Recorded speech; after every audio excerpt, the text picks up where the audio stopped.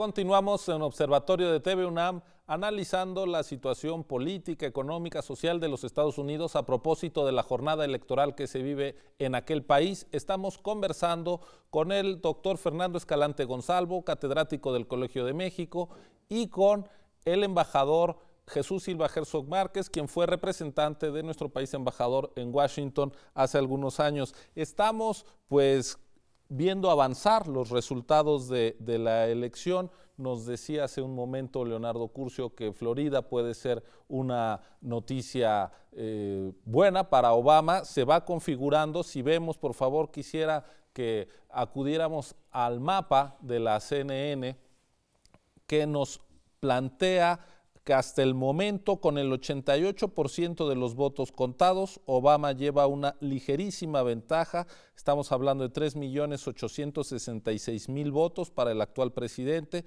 frente a 3.850.000. Estamos hablando de 16.000 votos de diferencia, cuando ya casi van más de 7,5 millones de votos contados para llevarse los representantes de Florida, una votación muy cerrada. Y otro estado que se ha identificado como clave en los últimos días es Ohio, donde Obama también lleva una ligera ventaja, ahí apenas con el 63% de los votos contados, una ventaja de 50% frente a 48%. Estamos hablando de 90,000 votos de distancia, cuando se han contabilizado prácticamente 4 millones de votos, ¿no? Entonces, pues como se comentaba, una elección cerrada y un sistema electoral que no deja de ser llamativo, que en una nación tan poblada sean unos cuantos miles de votos en estados clave,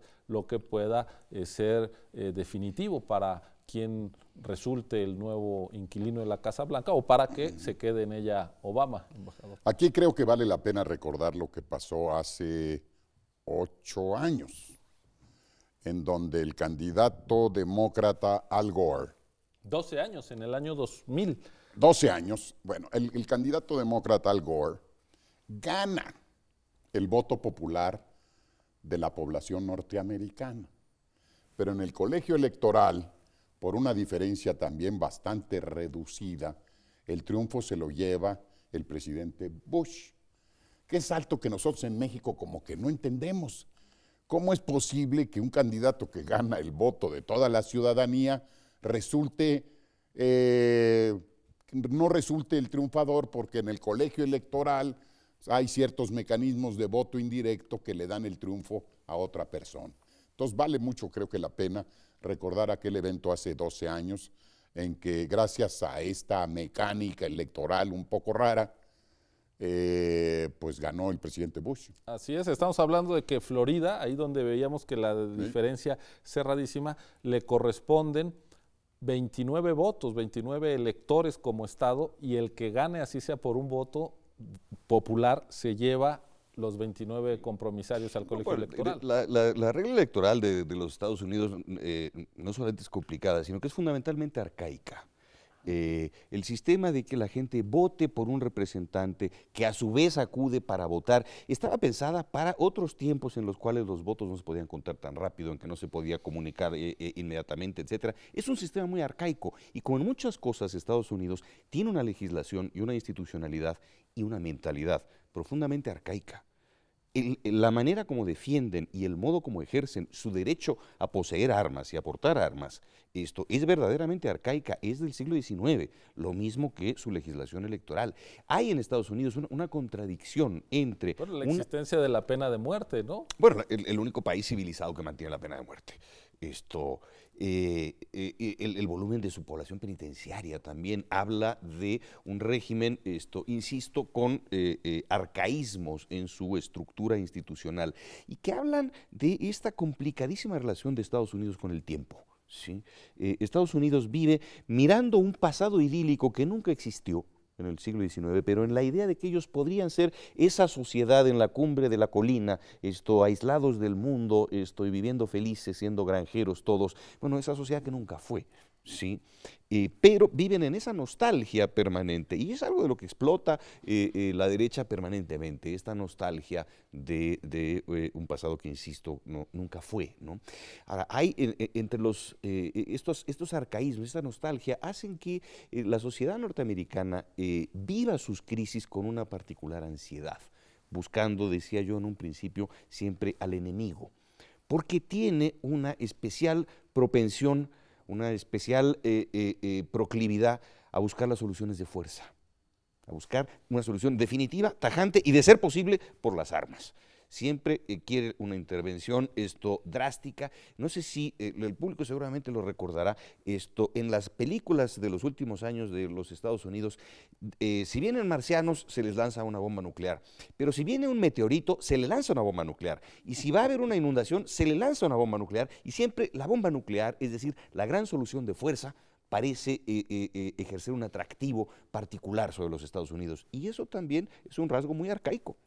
Una de las características de esta campaña ha sido las críticas, en efecto, que ha hecho el candidato opositor a la gestión del presidente Obama, pero también un dato, digamos, de la política de los Estados Unidos es la existencia de una derecha recalcitrante que no es de closet, ¿no? Cuando en México hacemos análisis político, nadie se atreve a decirse de derecha, ¿no? Allá en Estados Unidos hay derecha, digamos, sin complejos y abiertamente antiestatal, anti lo público en muchas áreas, que finalmente, pues ahí está con el Tea Party y con estas expresiones gravitando sobre el desarrollo de la vida política de Estados Unidos, embajador. Yo, efectivamente, pero creo que además la tendencia es al deterioro. Por deterioro quiero significar básicamente que la derecha se está radicalizando. Y tenemos el caso del Tea Party, el partido del té, que tiene posturas verdaderamente arcaicas en muy diversos aspectos. Y cómo el candidato Romney, para ganar la candidatura del Partido Republicano, se cobijó mucho en esa tendencia radical de derecha.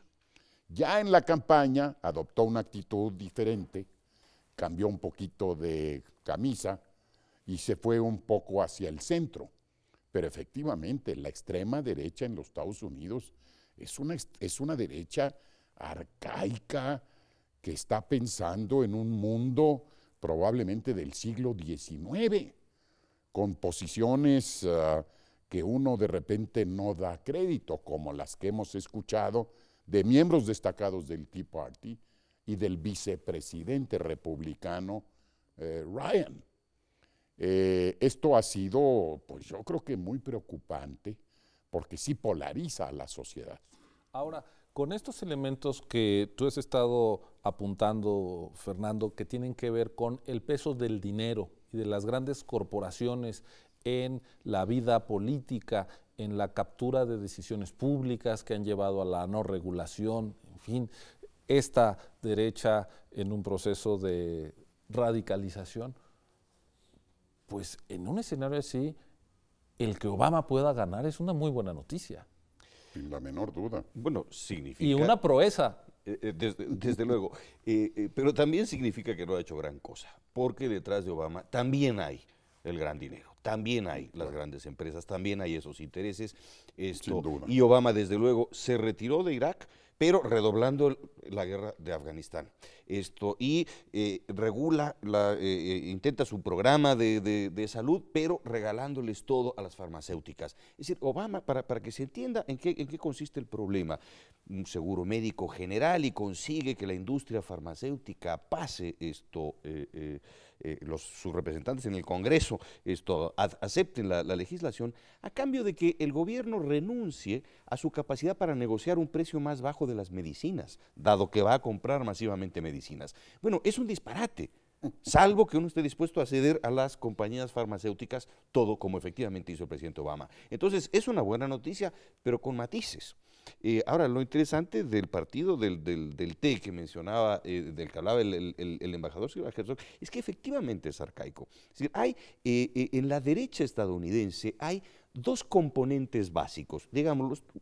Al final resulta que las grandes corporaciones económicas son quienes están dirigiendo la fiesta, pero hay un componente ultraliberal, que es también arcaico como ultraliberal, que quiere eliminar al Estado, eliminar regulación, liberalizar, etcétera, etcétera, ¿sí? Y un componente nítidamente conservador, pero conservador en términos de valores morales, de la familia, la patria, Dios, patria, rey, un movimiento conservador arcaico que viene viene organizando, de hecho tiene su remoto origen en la enseñanza de Leo Strauss en 1947, donde Leo Strauss, un filósofo político conservador de la Universidad de Chicago, cree descubrir que las sociedades liberales, ¿sí?, rompen los vínculos que las mantienen unidas y terminan desembocando en la anarquía, el nihilismo y el caos. Y que para evitar eso, para recuperar los vínculos, hace falta que la gente crea en un gran mito,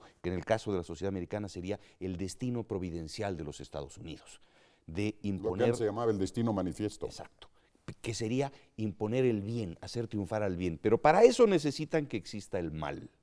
¿Sí? Y entonces han tenido toda una serie de malos, pero deliberadamente producidos como el mal, que fue la Unión Soviética, como puede ser el terrorismo islámico, para producir la cohesión de esta sociedad en torno a valores, insisto, profundamente conservadores. Entonces hay distintos componentes de la derecha americana, ¿no? No trabajan en conjunto, no se llevan bien entre sí, aunque terminan dando resultados. Antes de que nos caiga la guillotina del tiempo, un tema muy recurrente, creo que incluso de forma natural, es ¿qué le va a pasar a México dependiendo del resultado electoral? ¿Realmente habría que esperar algo muy distinto de un resultado y de otro? Tenemos un par de minutos. Bueno, yo quisiera ahí un poco tomar tu pregunta, Ciro. No va a pasar mayor cosa. El cambio, quien quiera que sea el triunfador en la elección presidencial de Estados Unidos, va a ser un cambio marginal en las cosas de fondo.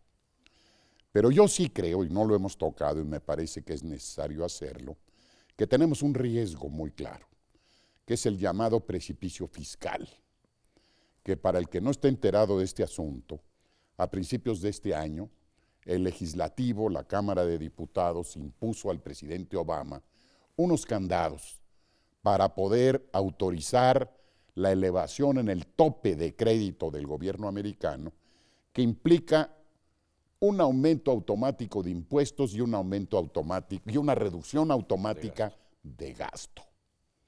Si esto se lleva a cabo a partir del 1 de enero próximo, en un monto de alrededor de entre 4 y 500 mil millones de dólares, es muy probable que Estados Unidos caiga en una recesión.